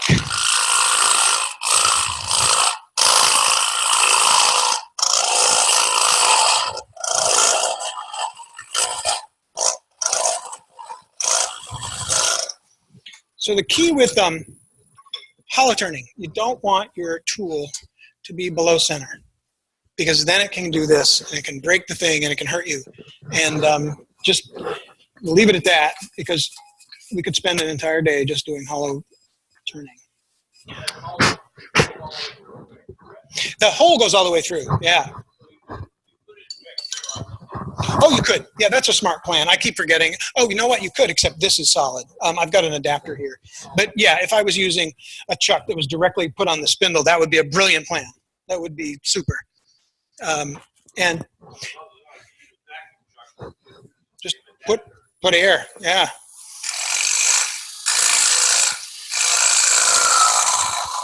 Let's say that the inside is perfect. We're done with that. So now I got to face this off. The reason that I don't make a lot of these anymore is that they're slow and tedious, and you can imagine. I mean, if you want to get really perfect glue joints and everything, and I don't normally make spindles that are that large, so I don't. But hey, here's a piece. We can make one. Why don't we make one? So we can dismount this little pup, and I commonly have, is that meat? Is it the grounding of meat? be a size that matches this hole. Make this a nice flat glue surface, glue them together, and then I have the option of either just spinning this between centers and making a shape I like and gluing it in, just how most intelligent people would do it. And me, because I'm like kind of a nut, I might actually make this, stick it together, glue it, and then turn it as one. Just not if I was trying to make a living at it, I'll tell you. And then you do the same thing. You know, then how do I get this off? So now I've got, how do I get that stuff off? And what I would probably do before gluing this together would be take a block of wood, just a chunk, and make myself turn a little spout that would go in here and use it as a drive chuck, bring up my tail center, and get rid of all this wasted chuck wood. That would reveal a hole, which I may have to clean up a little bit, and then put a little cap finial on here that would fit that hole, so that you'd be done. And then you can sand it and polish it as much as you wish. But these kind of things I usually do with the 1-inch jaws that go on here. So I rough turn them like this. And then when I go back to finishing them, I will turn them between centers and go down to this little peg that I can grab with those little 1-inch jaws, because there's not a lot of torque here, especially once most of the hollowing is done, which is how I normally would do this. I would take this piece as a green piece, chuck it, shape it, hollow it out, and just leave it thicker than I want, but less than 1/4 of an inch, so that then I can go back and just fine tune it. And usually all I do is make it nice and round and smooth on the outside, and I don't worry about the inside, because no one's going to know if it's uneven or anything else. Okay, lots of stuff to play with. Oh, I think these guys, I'll just show you how that works, and then we'll let everybody get back to life. I have chunks of this alder. If anybody wants to try making little Saturn ornaments, we can cut maybe 3 or 4-inch pieces of these. I have a couple more of those. Let's try making a tree.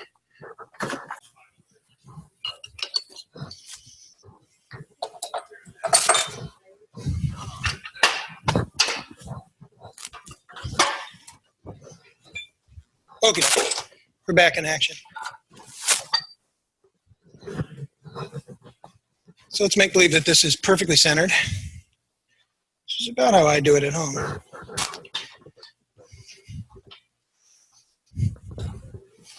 It will be perfectly centered in just a moment.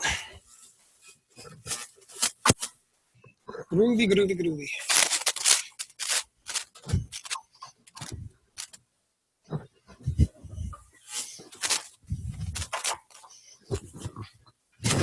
Groovy, groovy, groovy. Okay, now, so we're first going to make a little tree-ish shape.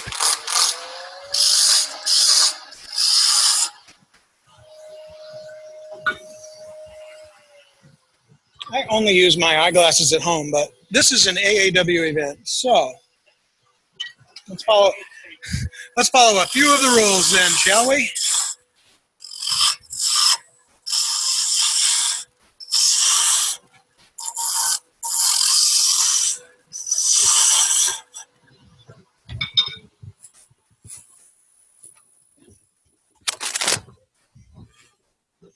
I'm gonna just, well, that was really not at all in the center. Oh, good job, Bradley.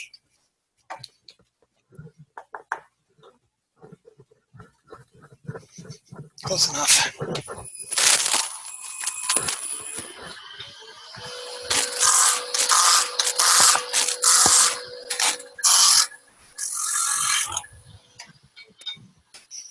So I normally do these the other way too, with the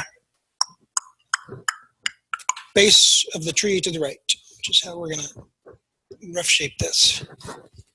Now this is pretty short, but anyway.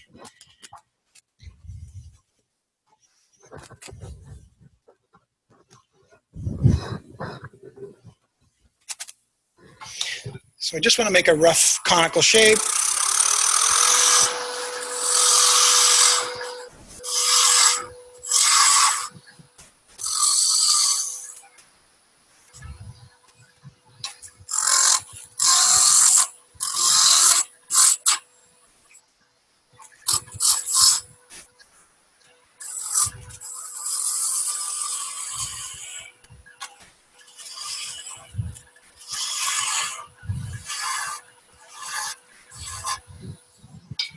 Great. Okay. So we'll smooth that up with a skew chisel. Not everybody's favorite tool.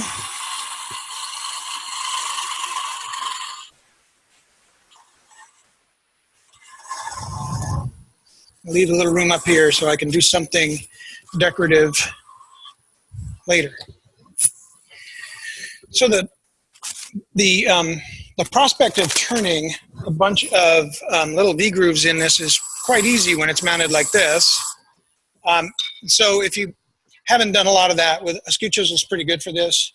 And if you think about the angle that's on here, if I want to make a cut, I've got to think about which side is cutting here. So if I'm going to go to the left or to the right, I've got to line up the bevel with the cut that I'm making. So if I want to cut that way, I've got to get this, I've got to move my handle so that that bevel lines up with the cut that I'm making. Well, that's all well and good when it's sitting still. But the idea here is that we take this, I normally will take a black marker or something, but we'll back this off. And we'll divide this into 3, like so. So that I've got, you've got 3 roughly equal, but they don't need to be. And this revolving center leaves a little circle there. So it gives you 3 little points where the Mercedes sign meets that circle. And you can offset your tail center in those 3 positions. I actually don't like to go quite that far off center. I'll go about half that distance. I should have said right at the outset, I'm really here because John Siegel couldn't make it. And first of all, I want to, John's not here for terrible reasons. He's had horrible things to deal with his wife, Patricia, and now his son is gravely ill, so that's really terrible. I do want to acknowledge John, who's one of my mentors, and I've known him for years. And I'm going to be John Siegel. I'm going to channel John for a minute. This, by the way, is not a live center. Shouldn't call it that. The live center is the one that's attached to the motor or the belt. It's the driven one. The live center is the one that can kill you. This is a revolving center. Thank you, John. I'm just going to stick up for you. So by offsetting it a little bit, it's going to spin like this. And we're going to try to make those V-grooves in here, but it's a little challenging.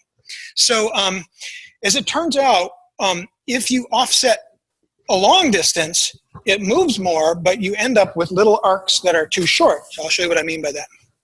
We're going to make these little cuts like so. And now as we're going kind of fast is helpful. We have enough pressure to keep it there.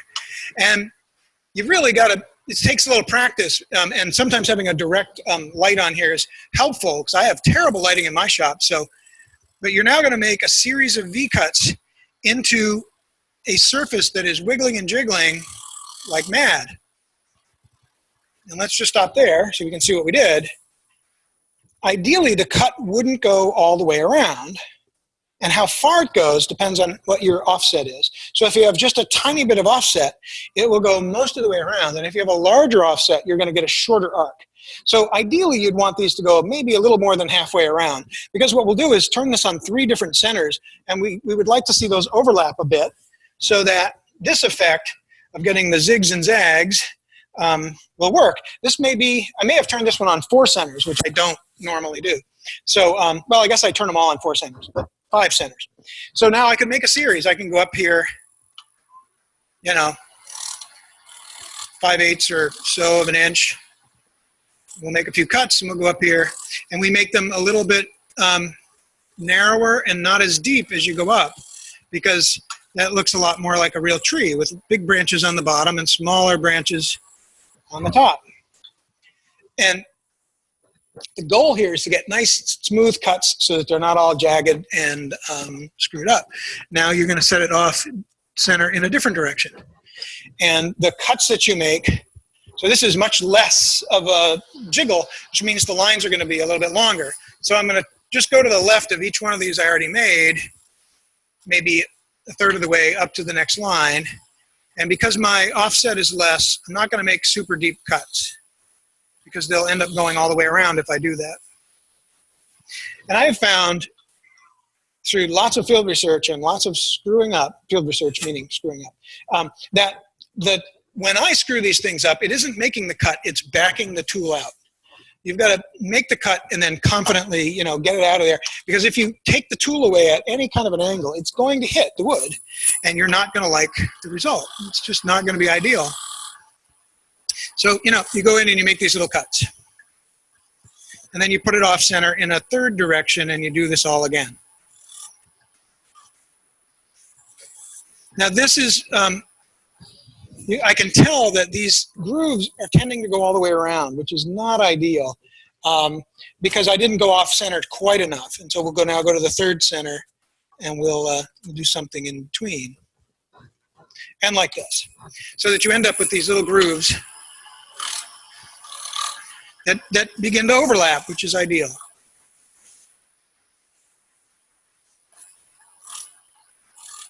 Now, not everybody likes to use a skew chisel, and if it's not your favorite tool, hello?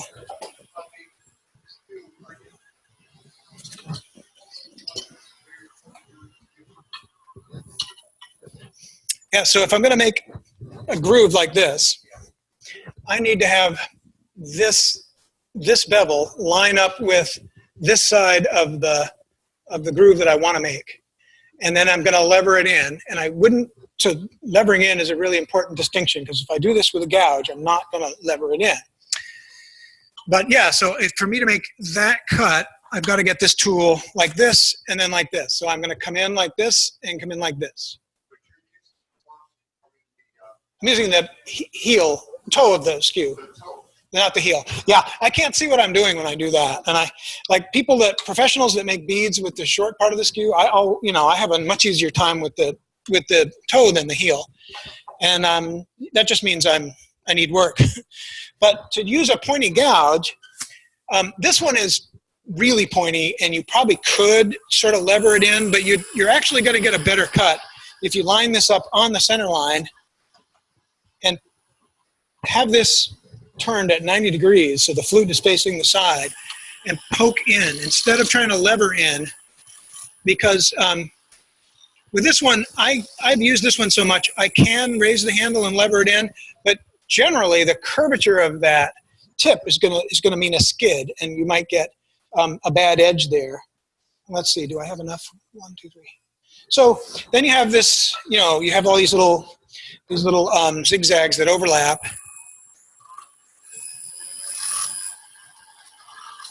Which is kind of fun. And the challenge is to get the cleanest cuts you can. And even if you screw them up a little bit, you can now go back and fix them, because you put it right back on your original center. And then if I've got some chips or some imperfections, I can go back in here. And the skew chisel is a great tool for this, but if it's not your favorite, then whatever tool, might even use a spindle roughing gouge to go in here and just tune this up. If you're going to add color, I recommend not doing that until after you've added your color. And here's an issue I've had. I made 50 or more of these with this set of markers, which worked really well. And these are really old. I don't remember where I got them. And then I went and got new markers, because these were starting to dry up. And I've tried 3 different sets, and all of them bleed. They are, maybe these were old enough that the ink in them was thicker and it didn't bleed too much. So I was able to take these markers and go right in here, and I don't know if I wanted to make red. I could sit here and just, color the red. And it would work beautifully, and I had no problem. And if you got it up on here, it didn't matter, because you could cut that all off in a moment. And then as I got new markers, we'll try a couple of different ones on this piece of wood. And even if you're using box elder or maple or some really nice fine grain, light colored wood, although I do recommend using something that's lighter weight than maple, maybe, box elder's not a bad one. I've done some of these in white birch. Butternut works well, although I don't usually color the butternut ones. But if I try some of these other markers, I guess we can try red, why not? They're not all the same color red either, but these guys will tend to bleed upstream and downstream in the end grain. And then even when I go to trim off the excess, my luck has been mixed at best. I didn't have any problem with bleeding. So then I started using these little paints that you can get at little craft stores, little bits. So I would make a whole bunch of these, and then I'd sit down with a paintbrush, and I'd paint in all the details, let them dry overnight, and then cut off all the paint. And they bled. And I couldn't understand it because this is pretty viscous stuff. And I didn't know why I was getting that issue. And red, do we have red? Oh, well, we have green. We'll do green. And these feel really watery, so these probably are gonna. Good question. So the question was, if I sealed the end grain? So then what I started doing was make a bunch of these, and then hang them up, and I spray them with a fixative like Krylon, or Krylon's exactly what I used. I haven't tried anything else. Shellac, I think, would be a good thing to try. Let that dry, and then try painting them to see if that would stop the wicking. And I think it improves it greatly. I haven't done enough work to know whether that is the solution, but I can tell you that after the first batch of 50 or more that I made, which all turned out surprisingly well, then I started really having trouble.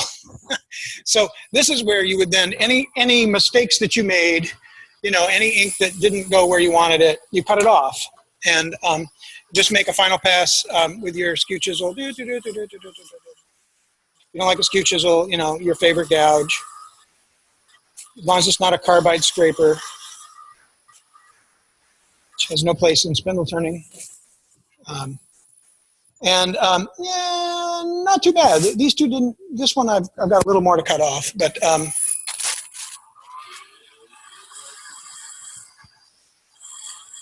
so I do think that the spray fixative, or really spray shellac, is probably the very best. And yeah, that cleans it up pretty well. And then you just make your tree by cutting away everything that's not a tree. Cutting away, making a base. Boy, butternut is nice to cut.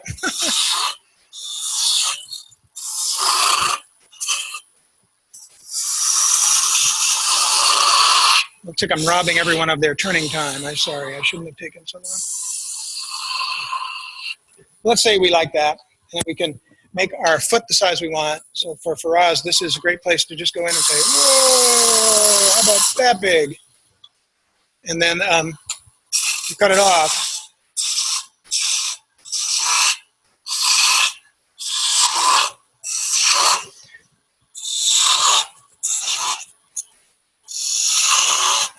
And then I do something up here, whatever you want. Usually I just make a little ball, and I part it off there. Or I leave it so small that when I come up underneath here, if you can part these off with a long pointy gouge or with even a skew chisel, so that they end up spinning on the point that's left right here. They don't actually fall off and fly across the room. And it's a safe way to get them off of there. Okay, I'm going to stop talking so we can hit them with something to prevent the bleeding. Is really the answer that's as close as I've come. And then I would make that a small stem. I'd make that something like a little ball, and I'd be out of it. Okay, so if people want to try any of these things, if we just want to try chucking up a piece and trying some of the hollowing tools, we could either go back and work inside this. Michael prepared some squares for people that want to try doing an inside-out ornament. So we've got some, I think it's 8. So, it's more than 8. We got a couple of sets. I think we have 3 sets of 4 that someone could go home with. And then I have some of these older pieces we could chop up, and people could try making little Saturns, which I think are a cool challenge. That's all I have. We're done. Sorry it took so long.